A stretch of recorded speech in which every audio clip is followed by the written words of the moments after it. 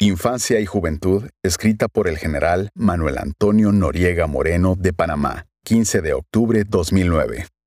Nací el martes del carnaval, cuando los carros de las comparsas comenzaban a desfilar. Doña María Félix Ofelia Moreno Mejía era llevada urgentemente a la maternidad para dar a luz su primogénito, nacido de la unión soltera con el contador público don Ricaurte Tomás Noriega. El señor Noriega personalmente inscribió a su hijo con el nombre de su padre, Manuel Antonio Noriega Escala, quien era abogado graduado en Bogotá, Colombia, y había sido general de las fuerzas liberales en la guerra contra los conservadores llamada la Guerra de los 1000 días. Por razones de orgullo de mujer, doña María Félix Ofelia Moreno Mejía, al año de su hijo, se regresó a su hogar familiar a la ciudad de Yavisa, del Darién, provincia selvática frontera con Colombia. Se instaló en la casona de su madre Narcisa Mejía y comienza a trabajar la tierra. Trajo a vivir con ella 2 hijas de sus hermanos y adoptó a un niño indígena cuna de los que abundaban en esa región productiva de plátano, caucho, frutales, aguacate y minas de oro. En un área de confluencia de mercado, en los ríos Chucuaque y Tuira se unían en una Y y daban valor a un mercado selvático, donde llegaban los barcos mercantes de Panamá y grandes canoas o piraguas de las regiones fronterizas de Colombia. Era un área cosmopolita de aventureros nacionales y extranjeros que hacían trueque y compra desde arroz, cacao, maíz, yuca, plátano, carne ahumada de animales de monte, pieles de tigres y pumas. Se veían extranjeros como alemanes que explotaban las minas de cana, belgas, franceses que compraban la raicilla, eucalipto y otros productos de botánica. Allí llegó una maestra señorita soltera, Luisa Gabriela Sánchez, quien amistó con doña María Félix y le cuidaba al niño mientras la doña atendía sus labores agrícolas comerciales. Yavisa era una estampa de la lírica del Macondo. La maestra Luisa me llevaba diariamente a sus labores y clases escolares, y así de 2 y 3 años en el salón de clases con los otros alumnos, garrapateaba sobre las páginas que Luisa me ponía en su banco de clases y aprendí idioma y escritura. Semanalmente el barco La Victoria, de la compañía de vapores de la familia Quintero Noriega, me llevaban medicinas, cereales, ropa y alimentos que enviaba mi padre Ricaurte y eran llevados por el otro hijo de Ricaurte, Tomás. A mis 3 años, mi madre cae enferma del paludismo propio de la región, y débil, autoriza a la maestra Luisa, que ya era mi madrina, que se lo lleve a la capital donde había sido trasladada.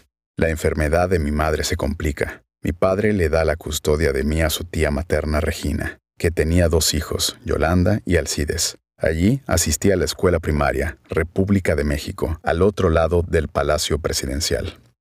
El nuevo hábitat era el barrio entre la Presidencia de la República, la Plaza 2 de Enero, la rampa del Muelle Fiscal frente a la Bahía de Panamá y el terraplén del Mercado de Frutas y el otro muelle fiscal al lado del original gimnasio del Marañón.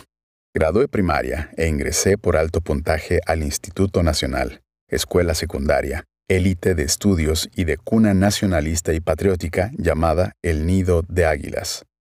En el 3er año gané una beca interna para vivir en un internado de varones. Allí conocí diferentes, valiosos y nuevos compañeros de otros lugares del interior de Panamá: Las Tablas, Penonomé, Chitré, Varaguas, Chiriquí. El Instituto Nacional estaba situado en la antigua área, frente a la original Avenida 4 de Julio, frente al muro que dividía e impedía el paso de ciudadanos que no fueran Gold Roll, Sonian o blancos. Esa acera era cuidada por una patrulla armada de Military Police, policía militar estadounidense. Cada vez que había conflictos políticos terminaban y repercutían en el enfrentamiento de estudiantes y la US Military Police. Desde el internado de varones frente a la 4 de julio se lanzaban piedras a los soldados y éstas respondían con bombas lacrimógenas. En el Instituto Nacional aprendí no solo las materias académicas de bachiller en ciencias, sino política, oratoria, doctrina, etc. Terminé el bachillerato en ciencias. Entré a trabajar al Hospital Santo Tomás de técnico de laboratorios clínicos y radiológicos. Hice los cursos correspondientes y ya ganaba dinero. Quería seguir en medicina en la Universidad Nacional, pero las clases eran diurnas y a tiempo completo. Mi hermano Luis Carlos me postuló para ingresar a la Escuela Militar de Chorrillos de prestigio y élite del ejército peruano. Era una universidad que permitía continuar estudios especializados posteriores en otras universidades del Perú en San Marcos, Escuela de Medicina de Ingeniería. Graduado ya de ingeniero militar en 5 años, continué con una especialidad de cartografía en el International Geodesic Service. Trabajé en la cartografía de Panamá, área península de Azuero. Colocamos un mareógrafo en Punta Huánico. Hicimos la carretera de Chitré a Tonosí, pasando por la intransitable La Loma de Zaina. Bajo el agua, sol, oscuridad, medíamos y marcábamos los puntos cartográficos en los controles horizontales y verticales, junto con profesionales ingenieros de campo recién graduados.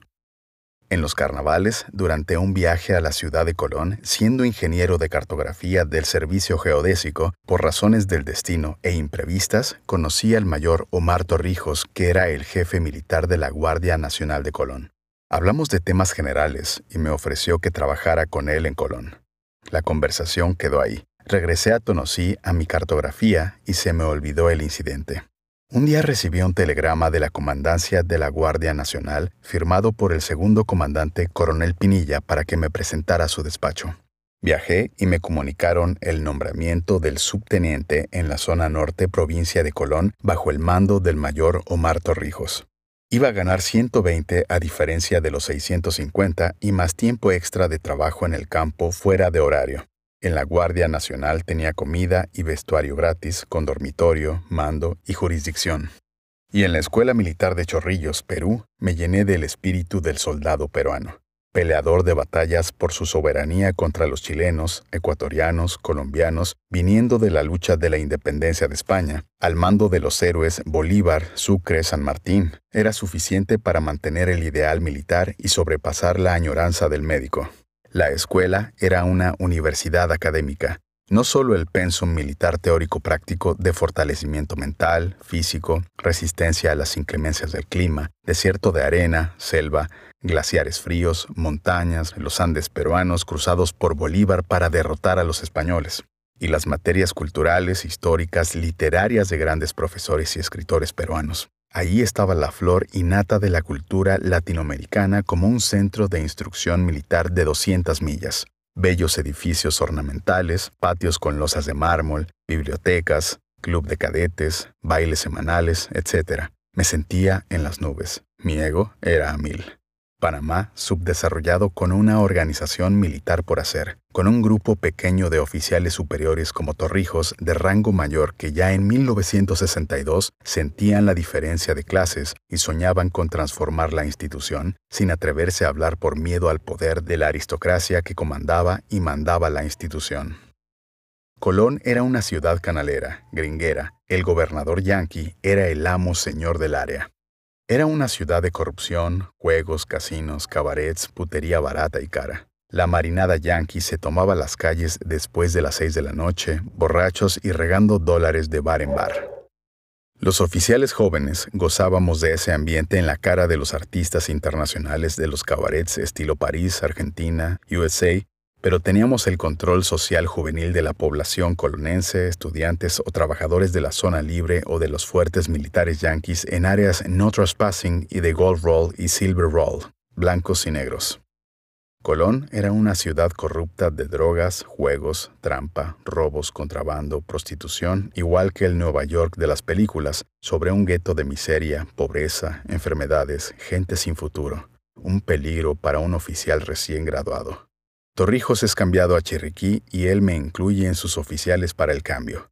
El cambio era ir del infierno al cielo, ciudad de agricultura, campesina, habitantes blancos que veían raro a los negros cocobolos que llegaron con el nuevo mayor.